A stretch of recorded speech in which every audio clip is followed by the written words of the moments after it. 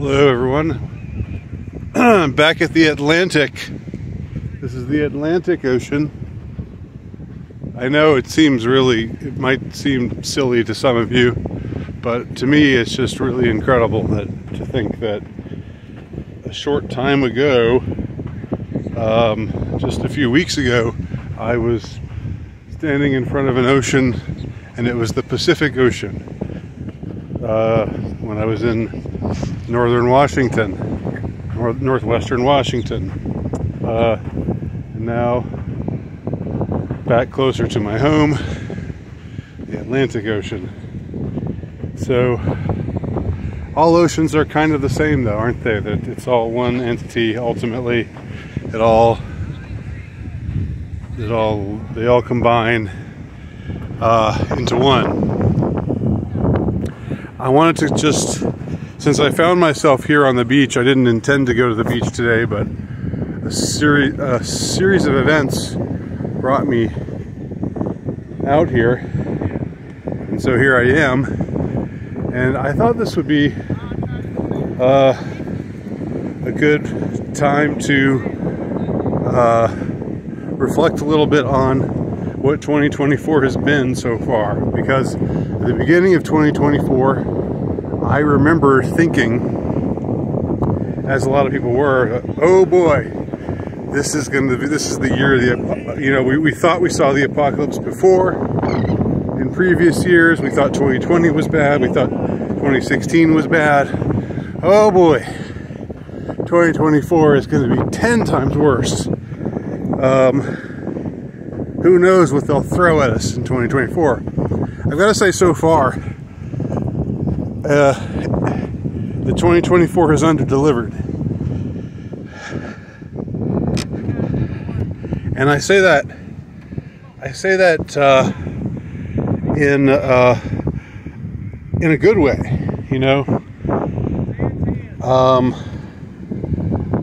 I'm happy that things have been rather muted. And now I'm not someone who, again, I'm someone who has mostly just tried to stay out of news, and I'm aware that stuff happens. I know this happened and that happened, but my overall impression is that there's just a sort of exhaustion with everything, with all the wild and crazy stuff. People are just exhausted with it, and they don't want it anymore. I don't know, did they ever want it? I mean, I guess that, like, when they were in, some people, when they were in the midst of it, they thought this was, oh wow, this is so exciting. We're out there we're creating a revolution, or whatever. Whether you were thinking, oh, patriots are in charge, where we go one, we go all, that whole thing, that whole notion, which was proven to be a lie when the swamp was not drained by the time Trump left office. Or on the other side, people thinking, oh, we're making a revolution, we're burning down the cities, we're tearing down the statues, we're ending white supremacy forever. It's just like, I know there are still excitable people out there, and I know that, I don't mean to overgeneralize here. I'm just telling you what or I don't mean to, I guess I am overgeneralizing, but I don't mean to exclude, I think any analysis has to take in mind that there are aspects to what's going on that are exceptional to his analysis. But we're looking at the norm here, not the exception. So yeah, there are students marching for Palestine, and that whole thing is going on with Palestine, and the bombing of Gaza, and on Trump's trial and all of that. That's all happened, and now it's June. It's Gay Rights Month or Pride Month or whatever. And I've got to say, you know, it's early. Today is just June 2nd, but I haven't seen a ton of like virtue signaling. I haven't seen it that much. And I remember last year recording a video where I was walking through the mall and just showing how muted the whole Pride Month thing was. And I'm getting the impression it's going to be similarly muted this year. That's not to say there aren't, you know, still drag queen story hours happening and there aren't things to be outraged by. I don't mean to say that. But I am saying that overall,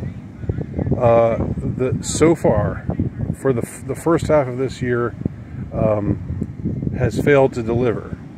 It's been fairly mellow, I find, overall. And you know, you can take my analysis and with I guess a grain of sand.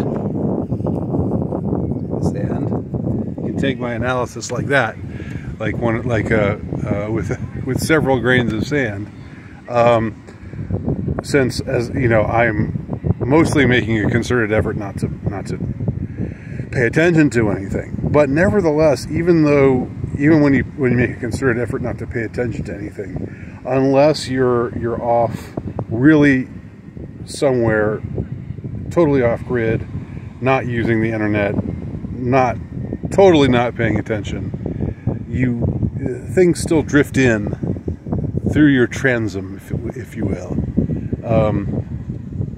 So I'm just giving you my impression, not as somebody who is like soaking up everything that's going on in all of its aspects. I'm just telling you my impression as somebody who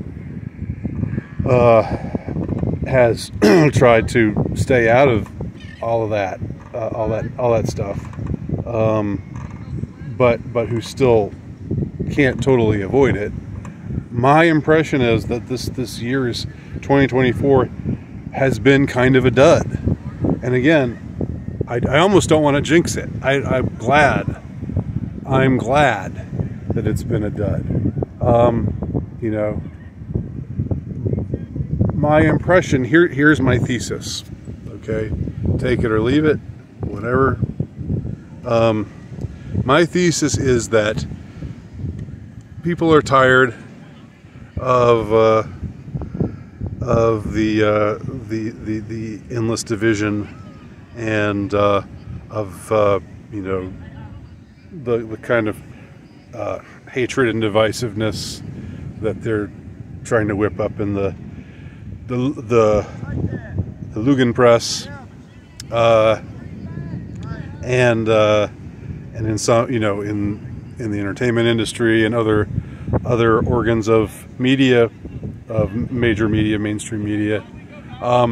People are tired of it, and they're not feeling it, and they're not going along with it. And my impression is also that the powers that shouldn't be have taken note of that and have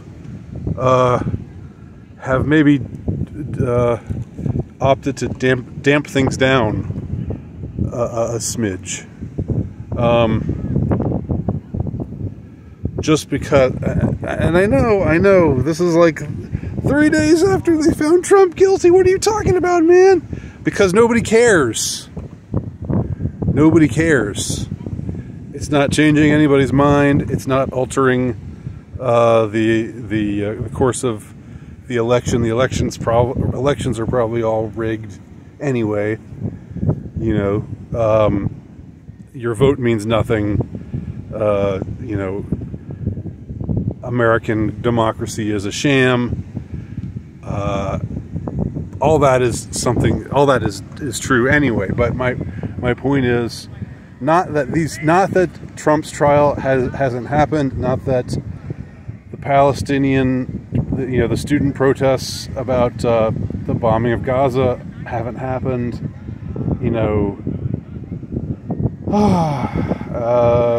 I don't know, not that there haven't been spasms of outrage about this, that, or the other thing.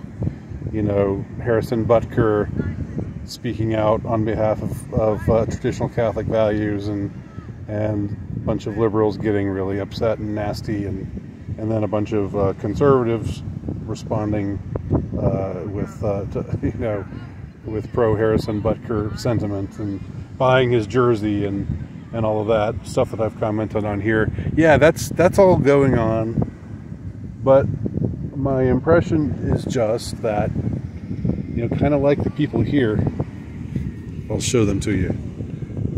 Kind of like these people standing on this beach. People are tired of it. They just want to chill out. And you're not going to. And I mean, there's still, of course, people. This doesn't apply to everyone, as I've said before. There are still people who are hair trigger and ultra sensitive and want to start some shit. But my impression is that they're not. That they're like, in order to do that, in order to start a forest fire, you have to get a kindling going. Okay. And my impression is that what they're finding is not good kindling right now, because people are just tired of it all. And I'm tempted to think that November is just going to be a dud. Whatever happens, I don't know, and in a way, I don't really even care, because I don't believe in politics. I don't believe in voting. Y'all know that about me. Of course, there's I think a lesser of two evils. And there's also RFK Jr. Look at this. I've got a friend here. Yeah, but my impression is maybe that's just going to be a dud, just like the rest of the year has been a dud so far. We'll see what happens. We'll see if I'm right or wrong. But I'm just gonna go out on a limb here and say, I'm owning my own mistakes too, because I'm the one who was, leading up to the beginning of this year, was just sort of saying, oh boy, 2024 is gonna be awful, and it still might go bad.